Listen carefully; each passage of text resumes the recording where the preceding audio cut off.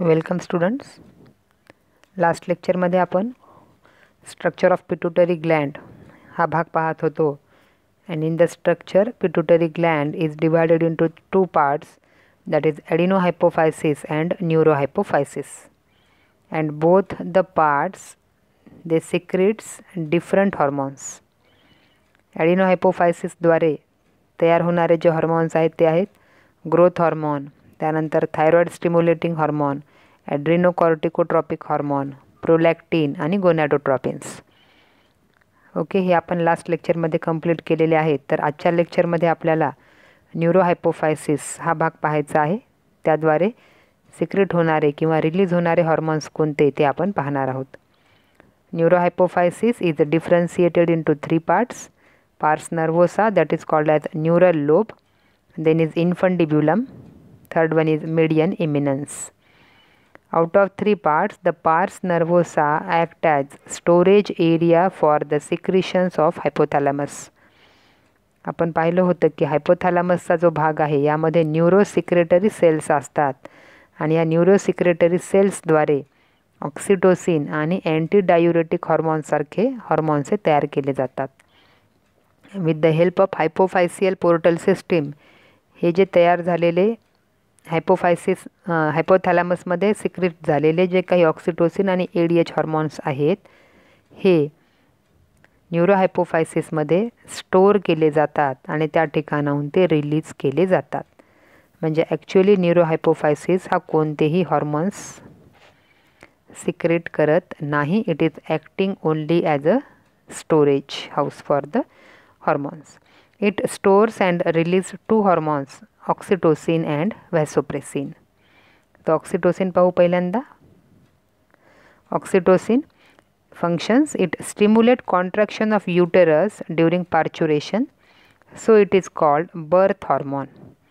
ऑक्सिटोसिनचं महत्त्वाचं काम आहे at the time of parturition, at the time of delivery, जेव्हा 9 मंथ प्रेग्नन्सी कंप्लीट होईल त्यावेळेस युटेरसमध्ये कॉन्ट्रॅक्शन्स करणे, जेणेकरून जे बेबी आहे आतमध्ये फिटस आहे ते बाहेर टाकल्या जावं, म्हणजे त्या बेबीचा बर्थ व्हावा, यासाठी ऑक्सिटोसिन हॉर्मोन हे युटेराईन कॉन्ट्रॅक्शन्स स्टिम्युलेट करत असते. And so it is also called as birth hormone because it initiates the process of parturition. It also stimulates the contraction of mammary glands to initiate ejection or a release of milk, so it is called as milk ejecting hormone. जसं युटरसमधनं foetus बाहेर काढण्यासाठी हा hormone मदत करते, त्याचप्रमाणे memory ग्लँड्समध्ये असणारे जे काही मसल्स आहेत त्यांच्यामध्येही कॉन्ट्रॅक्शन्स तयार करते, ज्यामुळं मॅमरी ग्लँडमध्ये सिक्रेट झालेलं जे काही मिल्क आहे हे बाहेर टाकल्या जाते. इजेक्शन और release of milk is stimulated by oxytocin, so it is also called as milk ejecting hormone. This is about oxytocin. Then second hormone is antidiuretic hormone, that is ADH, which is also called as vasopressin. Its functions are, it stimulates the reabsorption of water in distal convoluted tubule and collecting ducts of uriniferous tubules of the kidney. नावावरून अँटीडायुरेटिक hormone म्हणजे ह्याचं काम किडनीमध्ये particularly जे nephrons आहेत त्या नेफ्रॉन्समध्ये असणारा जो distal कॉन्व्ह्युलेटेड ट्युब्युल्सचा भाग आहे तर यावर ह्याची ॲक्शन होते आणि त्या ठिकाणी वॉटर रिॲब्सॉर्प्शन केल्या जाते. कोणत्या घटकांद्वारे? Distal convoluted tubules and collecting duct of uriniferous tubules of kidneys किंवा नेफ्रॉनच्या ज्या पार्ट आहेत याद्वारे वॉटर रिॲब्सॉर्प्शन स्टिम्युलेट करते, ज्यामुळं वॉटर रिॲब्सॉर्ब झाल्यामुळं युरिनमधून बाहेर पडणारं जे वॉटर आउटपुट आहे ते कमी होते. It decreases loss of water bye reducing urine quantity. बरोबर आहे. वॉटर रिॲब्सॉर्ब झाल्यामुळं युरिनद्वारे होणारा जो वॉटरचा लॉस आहे तो कमी केला जातो. It increases blood pressure by causing vasoconstriction. नावावरून व्हेसोप्रेसिन व्हेसल्सला कॉन्ट्रॅक्ट करणारा हॉर्मोन आहे आणि व्हेसल्सला कॉन्ट्रॅक्ट पर्टिक्युलरली नेफ्रॉनमधल्या ज्या काही ब्लड व्हेसल्स आहेत, किडनीमधल्या ज्या काही ब्लड व्हेसल्स आहेत, त्यांना ते कॉन्ट्रॅक्ट करतं आहे आणि त्यामुळं त्या लोकल एरियामधलं ब्लड प्रेशर हे वाढवल्या जातं आहे. These are functions of vasopressin. Then deficiency of ADH it causes. आता डिफिशियन्सी म्हणजे त्याचं प्रमाण कमी होणे. नॉर्मल त्याचं काम आहे वॉटर रिॲब्सॉर्प्शन वाढवणे, आणि जर डिफिशियन्सी झाली तर वॉटर रिॲब्सॉर्प्शन काय होतं आहे, कमी होतं आहे.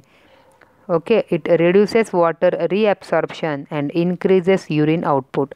आणि वॉटर रिॲब्सॉर्प्शन कमी झाल्यामुळं हे वॉटर युरिनद्वारे बाहेर टाकल्या जातं आहे, युरिन आउटपुट वाढतं आहे.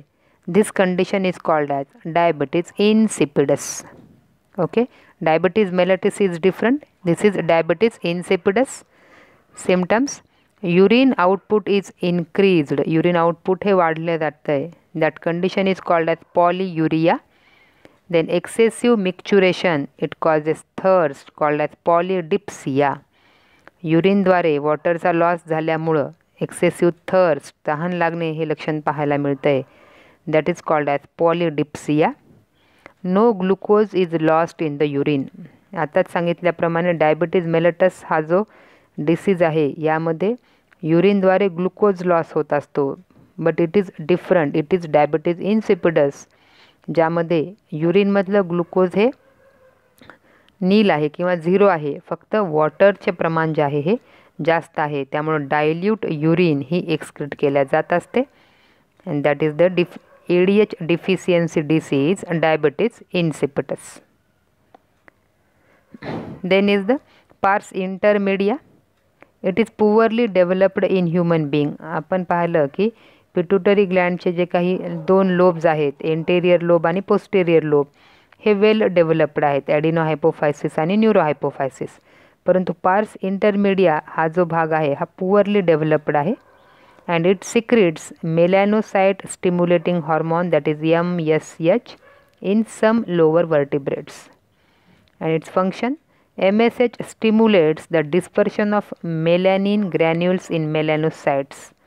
ज्या melanocytes आहेत, स्किनला कलर देणाऱ्या ज्या काही सेल्स आहेत, त्यामध्ये मेलॅनिन ग्रॅन्युल्सचं प्रमाण वाढवणं हे MSH यांचं काम आहे, ज्यामुळे it is responsible for skin pigmentation.